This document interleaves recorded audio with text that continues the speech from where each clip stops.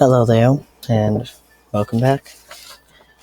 Today, I want to welcome you to my new series, Biased Reviews, which it will only be a mini series on my channel, and it will go back to older films, talk about the plot, go into a few spoilers, and the making of the film itself. Yes, I was inspired by Monster Madness. Anyway, let's continue on to my false biased review, The Evil Dead. The plot summarizes five teenagers go to a cabin in the woods to hang out in Tennessee. How romantic. They could have gone to Jacksonville. There they find a strange cellar and go in it for some reason, because why not go in the dark, scary cellar after hearing sounds from it? Anyway, in the basement, cellar, they find a shotgun, a tape recorder, and a strange book called the Necronomicon, which they find out. Anyway, they find it out by playing the recorder, and the recorder tells them that it's a professor speaking how he went to this cabin with his wife to translate the book. After that, he says some cryptic words and yada yada yada. Summons demons, or the Deadites. The rest of the film is Ash, played by Bruce Campbell, fighting his possessed friends for the rest of the night. I think it's very important to, anyway, look at the budget and team of the film. The budget was $375,000, which was low back then and even lower today. It made nearly 8 times that budget in box office.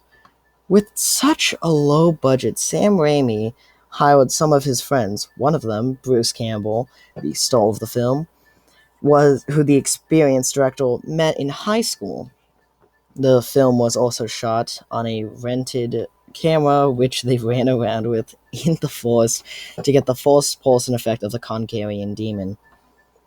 The blood in the film, which there's a lot of it, oh boy, is made of lots of Karo syrup, non-dairy creamer, and red food coloring. I'm gonna guess this is where most of the budget went. The film had so much blood. I'm not joking about this one. Bruce Campbell dried his shirt by the fire after it was saturated by blood, tried to put on, it shadowed. Speaking of Bruce Campbell, it's interesting to look at his character in The First Evil Dead, because he's a coward in this film. I mean, he can't even help his friend when he's holding an axe. Look at him. That's the face of a ballless man. And it's really funny, because he grows some balls in the later film. Anyway, back to the cellar. It wasn't originally in the cabin, and because of that, they sawed the floor out and dug 8 feet deep into the ground to create this. I don't know if they used the iconic chainsaw to saw it through. It'd be really awesome if they did. Anyway, it was production hell. I mean, one, they went to the cold woods in the winter with a cabin that had no AC, barely any technology, and Bruce Campbell broke his ankle, and Sam Raimi, being a 20-year-old asshole, decided to poke him with a stick. What a dick. Last thing I want to talk about is the infamous tree scene. Oh boy, it was horrifying. And Sam Raimi says he regrets putting it in, and he meant to entertain and horrify people.